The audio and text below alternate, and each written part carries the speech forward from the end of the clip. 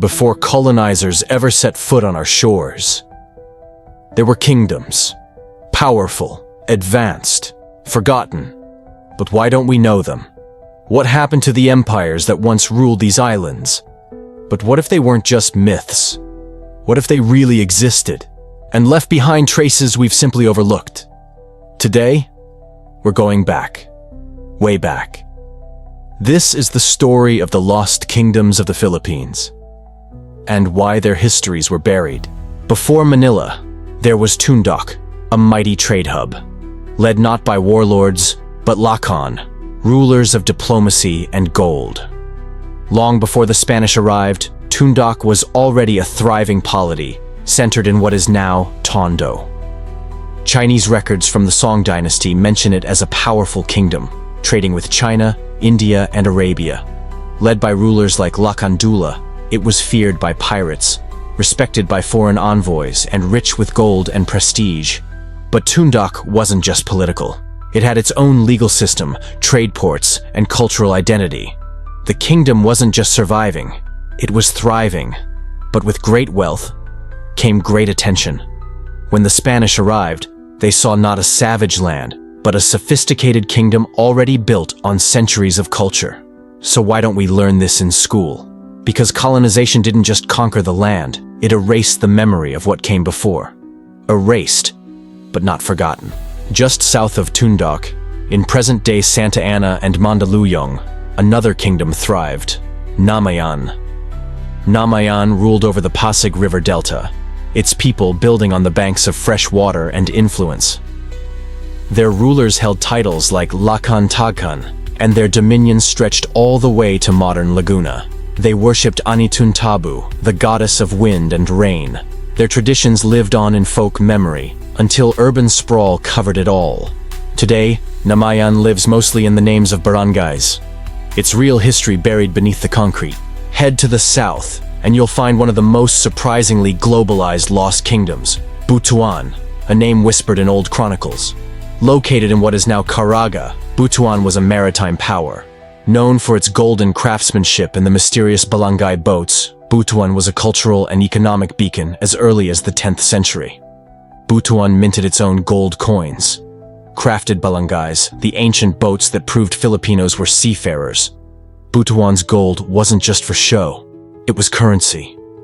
And when they sent emissaries to China in 1001 AD, they weren't looking for conquest.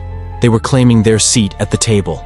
Chinese annals records even describe their royal boat, a vessel grander than expected. Artifacts prove it. Archaeologists today are still unearthing those boats from riverbanks, physical proof that Butuan was never backward. So, how did a place so powerful vanish from textbooks? That's the question. Down south, an island kingdom ruled by Rahas, before Cebu became a city of Lechon and Sinulog. It was the heart of Sugbu, a major trading kingdom, home to Raha Humabon. Sugbu was a cosmopolitan port. Spices, ceramics, silk, gold. Everything passed through this island kingdom. When Ferdinand Magellan landed in 1521, he met Raha Humabon, not a chieftain, but a king. Sugbu had ties with Malay, Chinese, and even Arab traders. Its port was bustling, and its leaders were politically savvy.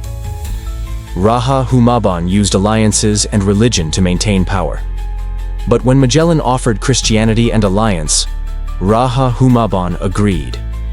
And with that handshake, a kingdom that once commanded seas was caught in a tide it couldn't escape. Sugbu didn't fall easily. It negotiated. It adapted. It survived. Few people have heard of Sanmalan, but it once flourished in what is now Zamboanga Peninsula. Chinese Song dynasty records from the 10th century speak of a kingdom rich in camphor and jungle products, known for both trade and warfare. Sanmalan was ruled by a female monarch, possibly a queen, commanding respect from neighbors and merchants alike. Unlike other kingdoms, Sanmalan left little in physical ruins, but plenty in foreign accounts. Its name may be lost in local memory, but in China's scrolls, Sanmalan stood proud. Up north in Pangasinan stood Caboloan, a kingdom led by Princess Urduha, or so the legend says. But Urduha was more than a tale.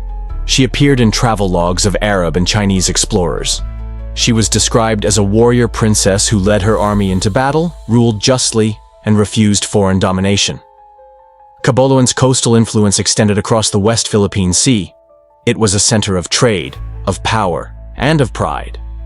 If Urduha did exist, what else have we dismissed as legend simply because history forgot to remember? Up in the highlands of Panay, legends speak of the 10 Bornean Dadas. They fled a tyrant, they arrived by sea, and they founded the Butuan of Madja-as.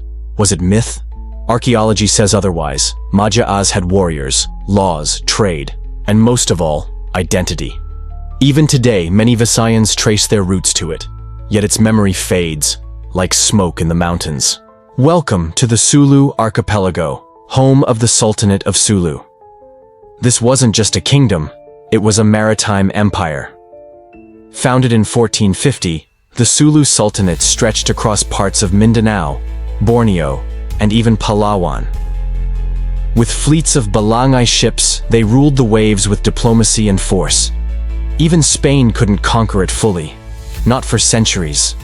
Sulu signed treaties, raised armies, sent ambassadors, a sovereign Islamic kingdom in Southeast Asia.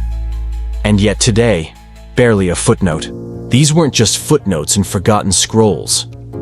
They weren't savages. They were kingdoms, cultures, civilizations, built on ingenuity, culture, and power. Before we were colonized, we were connected. Before we were conquered, we were sovereign. It's time to remember the entire story. Because history didn't begin in 1521. It began long before that. And start asking, why don't we learn about them? If we don't tell our stories, someone else will. And they might not tell them right.